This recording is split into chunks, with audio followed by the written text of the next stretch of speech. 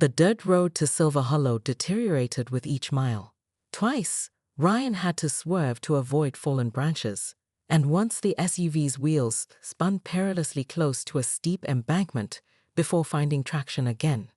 The forest seemed to press in around them, branches scraping against the windows like desperate fingers.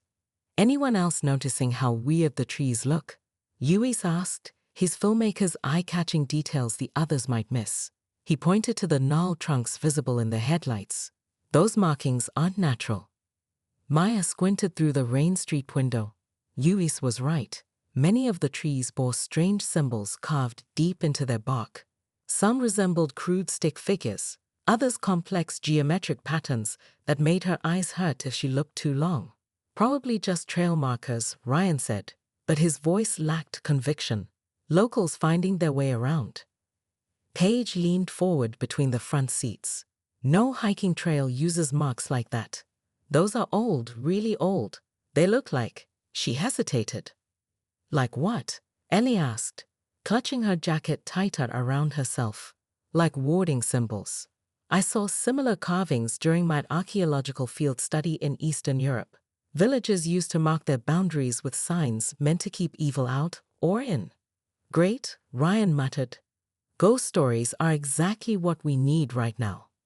The SUV's headlights suddenly illuminated something in the road ahead, a deer, its eyes reflecting the light in eerie pinpricks of gold. But as they drew closer, Maya realized something was wrong with the animal. It stood unnaturally still, its coat mangy and patched, and its antlers seemed too large, too twisted for its emaciated frame. Slow down, she whispered, but Ryan had already seen it and was easing off the accelerator.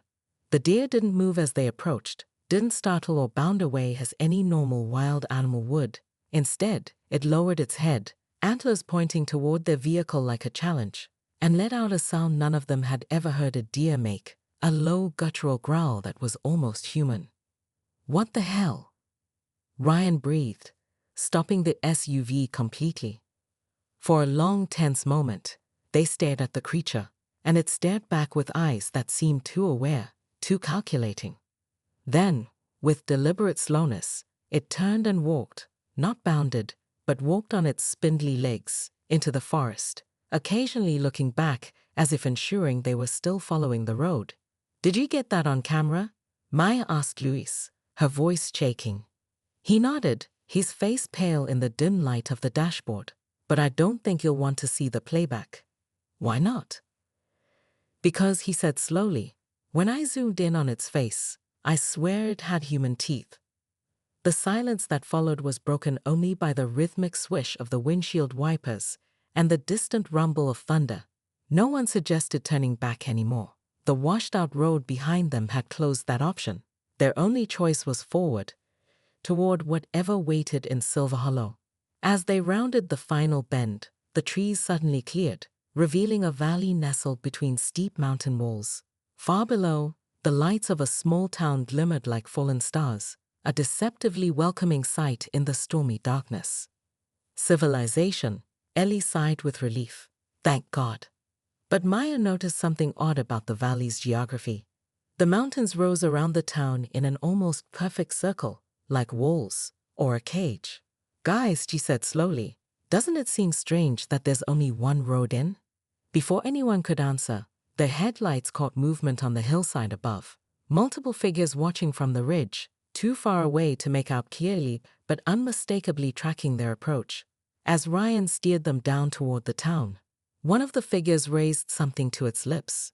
The sound of a horn, 3 short, triumphant blasts, echoed across the valley. They're signaling our arrival, Paige whispered. And somehow, they all knew she wasn't talking about a welcome committee. Maya fled the museum through a back window, the ceremonial knife clutched tight in her bloodied hand. The wound the girl had inflicted burned like acid, and she could already hear the hunters converging, their movements coordinated with unnerving precision, communicating through bird calls and hand signals rather than shouting. She ducked beneath the loading dock of the town's general store just as 3 hunters sprinted past, their faces obscured by masks made from deer skulls. One paused, sniffing the air like an animal. turning slowly in her direction. Maya held her breath, pressing herself against the damp earth. The hunter took a step toward her hiding spot, then froze at the sound of a whistle from across town. 3 short bursts, followed by a long note.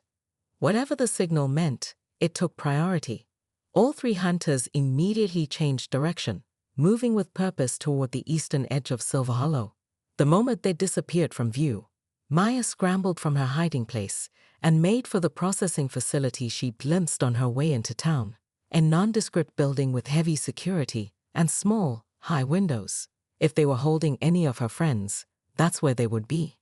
As she crept along the shadows between buildings, she caught glimpses of the town's transformation. Friendly storefronts were now shuttered, replaced by stations where hunters equipped themselves with specialized gear, restraints, sedative injectors, and collection vessels made of the same strange metal as her knife. The festival decorations took on new meaning. What she thought were paper lanterns hanging from trees were actually preserved human organs, dried and hollowed. She nearly screamed when a hand shot out from an alley and pulled her into darkness. She raised the knife, only to find herself face to face with Paige.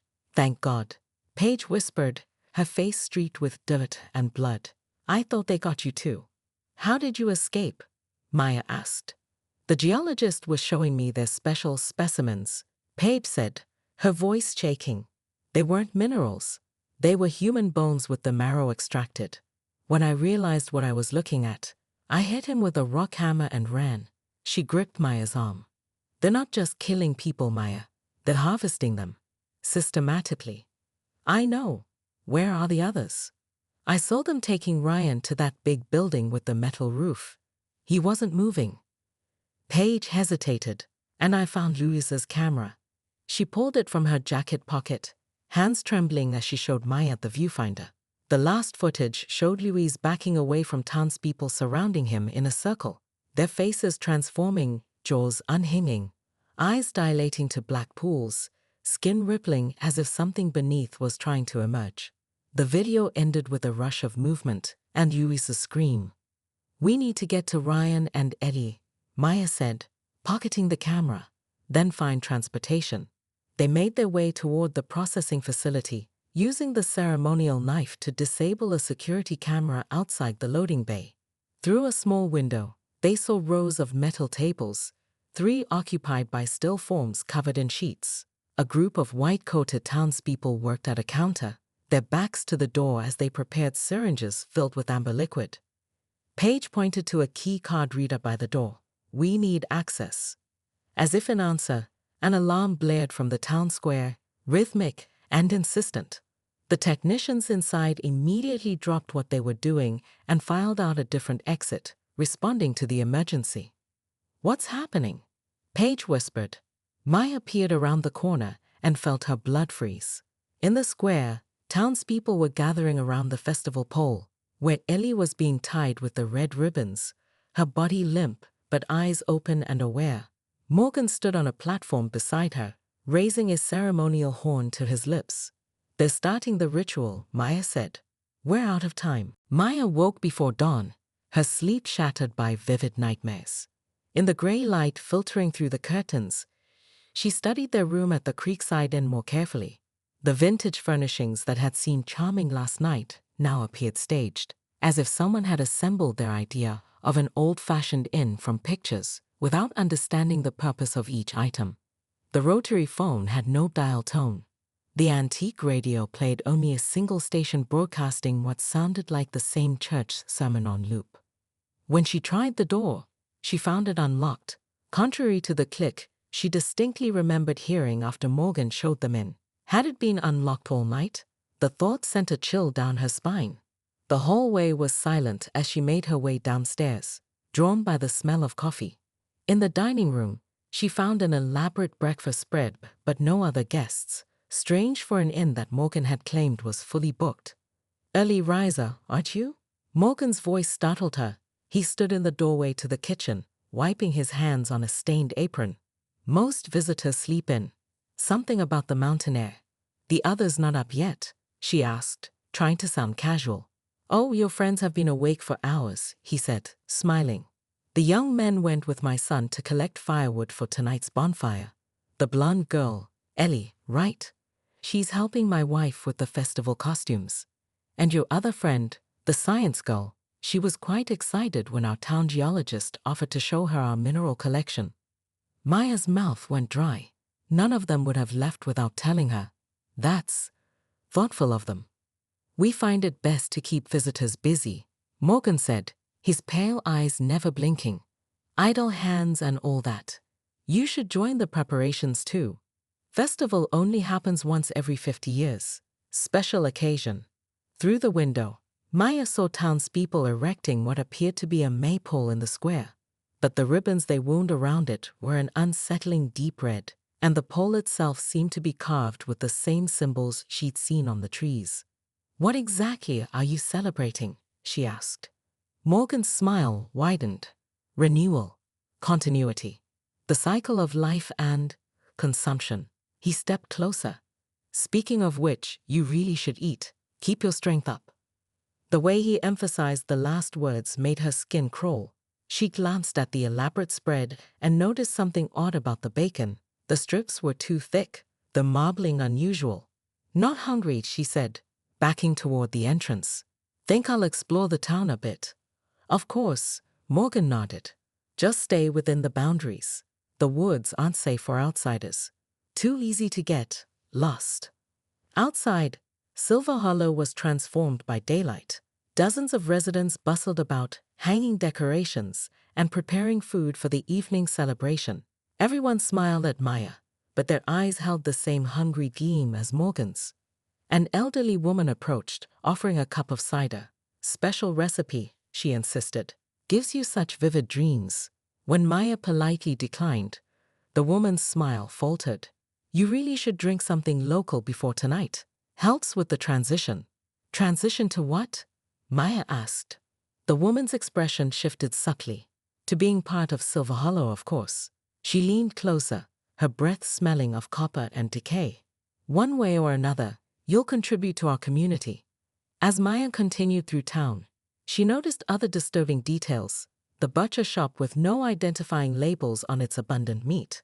The doctor's office with restraints visible on the examination table.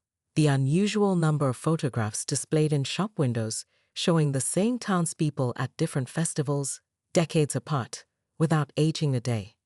Most concerning of all, in every shop she entered, she found items belonging to previous visitors, a backpacker's journal in the bookstore, a family's vacation photos in the souvenir shop, a collection of driver's licenses mounted like trophies behind the bar at the local pub. Silver Hollow wasn't just celebrating a festival, they were preparing for a harvest, and Maya and her friends were the crop. As the state trooper's cruiser carried Maya deeper into the mountains, away from the main highway, her battered body tensed with renewed fear. Her fingers closed around the ceremonial knife hidden in her boot, the one weapon she'd managed to keep after the massacre at the radio tower. You're very quiet, the trooper said, his too perfect smile visible in the rearview mirror. Most survivors can't stop talking about what they've been through. Maya met his gaze. Most survivors haven't figured out what I have. And what's that? His tone remained conversational, but his knuckles whitened on the steering wheel. That Silver Hollow isn't alone. That whatever lives beneath these mountains has many feeding grounds. The trooper's smile widened unnaturally. Smart girl. That's why you were selected as the messenger. Messenger. Every 50 years, we allow one to escape, to carry the fear, to spread the story that no one will believe. Fear seasons the meat, you see. The next time someone hears about these mountains, a seed of dread is already planted. He tapped his temple. Makes the harvest so much richer. Maya's thoughts raced to her friends. And the others. The ritual requires different roles. The witness, the vessel, the sacrifice, and the convert. He gestured vaguely back towards Silver Hollow. Your cameraman friend is becoming one of us even now, the convert. The engineers always make excellent converts. They understand systems, adaptation. Maya forced herself to remain calm. And Ryan and Paige. The boy's blood is being transfused into the town's elders as we speak. The perfect vessel, so strong and healthy. And your clever geologist friend? He chuckled. She's the witness. She'll be kept alive, studying our ways, documenting everything for our records. Her understanding makes her fear more refined. And Ellie was the sacrifice, Maya whispered, remembering the red ribbons. The trooper nodded approvingly. You do understand. That's good. It will make your role as messenger more authentic. The cruiser turned onto an unmarked road, trees scraping against its sides. Maya recognized the signs now, the carved symbols, the unnatural stillness, the feeling of being watched. They were approaching another town in the network. You're taking me to another feeding ground. Clear Creek, the trooper confirmed. They'll tend to your wounds, listen to your story, and then, he made a casual flicking motion with his fingers, release you back into the world, carrying our legend with you. Maya knew this was her last chance. Once inside another town, she'd never escape. She leaned forward, as if confiding a secret. I understand more than you think. I know the Covenant is failing. The trooper's eyes narrowed in the mirror. What do you mean? The journal in the museum. It said the renewal substance is getting weaker with each harvest. You're having to take more victims, more frequently. She gambled on her theory. Whatever lives beneath the mountains is starving, and it's making you desperate. The trooper's face twitched, composure cracking. You couldn't possibly. I know why you need 5 specific roles. I know about the metal that can harm you. She slowly withdrew the ceremonial knife.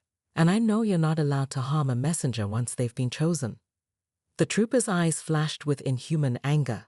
The covenant protects you only until you've fulfilled your purpose. Then I'll make a new covenant, Maya said, lunging forward and pressing the ancient blade against his throat. Take me to the highway, or I'll see if this metal works as well on you as it did on the others. For a moment, the trooper's face seemed to ripple beneath the skin, features shifting like liquid before settling back into human form. You won't escape what's coming, he hissed. The hunger beneath the mountains is spreading. Soon, there will be no safe roads left. Maya pressed the blade harder, drawing a drop of blackish fluid. Maybe, but I'm not dying today, and neither are my friends if they're still alive. Highway, now. As the cruiser reluctantly turned back toward the main road, Maya knew this was just the beginning of a much larger nightmare. Somewhere in these mountains, her friends were captive or worse, and whatever ancient horror lurked beneath the ground was growing hungrier by the day. Maya slipped away from Morgan and the other townspeople, ducking behind the museum as a group of children in animal masks paraded past. The masks, crafted from actual animal skulls with human teeth affixed to the jaws, turned in unison to track her movement before continuing their procession. Inside the museum's hidden room, she frantically photographed everything with her phone. The ceremonial knives, the journals, the disturbing photographs. One particular journal caught her attention, leather-bound, but the leather had a distinctive pattern that no animal hide possessed. The entries, dating back to 1973, detailed the town's last renewing with clinical precision. Asterisk Subject 4 yielded exceptional essence. The fear response in athletic specimens creates a higher concentration of the chemicals we require. Recommendations for next harvest. Induced panic earlier in the preparation phase. Asterisk. A subsequent entry made her stomach lurch. Asterisk Sustainability remains our greatest challenge. Despite harvesting 5 subjects every cycle, our prosperity diminishes faster with each passing decade. Elder Council suspects dilution of the bloodline. Renewal substance, less potent than previous generations. Asterisk. The final pages contained detailed anatomical drawings of the human body with specific areas marked for primary extraction and others for secondary sustenance. Margin notes emphasized the importance of keeping subjects alive during the initial phases to maximize hormonal saturation. Maya nearly dropped the book when a floorboard creaked behind her. She whirled around to find a young girl, no more than 12, watching her with unnaturally pale eyes. You shouldn't be reading that, the girl said flatly. It's not time for you to understand yet. Where are my friends? Maya demanded. The girl tilted her head, studying Maya with clinical detachment. Being prepared, like all offerings. The boy with the camera is with the elders now. They always sample the most curious ones first, says their essence carries more vitality. She stepped closer. You're different from most offerings. You sense what we are. And what are you? Maya asked, backing toward a window. We were human once, the girl said with an ancient weariness that no child should possess. Then we made a covenant with what lies beneath the mountain. We feed it, and in return, it extends our lives. But the price increases with each cycle. She gestured to her own face. This body is nearly 80 years old. Without tonight's ceremony, I'll age those decades in hours. A horn sounded outside, 2 short blasts followed by 1 long note. The girl's expression changed, a hunger replacing her detachment. That's the signal. Your friend with the camera saw too much? They'd started early with him. Maya bolted for the door, but the girl moved with impossible speed, blocking her path. You can't save him, but the elders might spare your other friends if you surrender willingly. Your awareness makes your essence particularly potent. Get away from me, Maya whispered, backing up. The girl smiled, revealing teeth too numerous and sharp for a human mouth. The covenant doesn't allow us to take offerings by force until the ceremonial hour, but we can certainly herd you toward more persuasive members of our community. Maya grabbed a ceremonial knife from the display and pointed it at the girl. This worked on your kind before, didn't it? That's why you keep them as totems. The girl's smile faltered. The metal comes from the mountain's heart. It can harm us, yes. But do you have the resolve to use it on something that appears to be a child? Maya's hesitation was answer enough. The girl's hand shot out with inhuman speed, her fingernails elongating into talon-like protrusions that slashed across Maya's arm, drawing blood. They'll smell that, the girl said with satisfaction. The hunt begins now. Outside, more horns sounded across town, and the festive atmosphere transformed instantly. Doors slammed shut, window blinds dropped, and the once busy streets emptied except for figures in hunting garb converging from all directions toward the museum. Maya clutched the ceremonial knife, her blood dripping onto the ancient wooden floor, and made her choice. She would find her friends or die trying.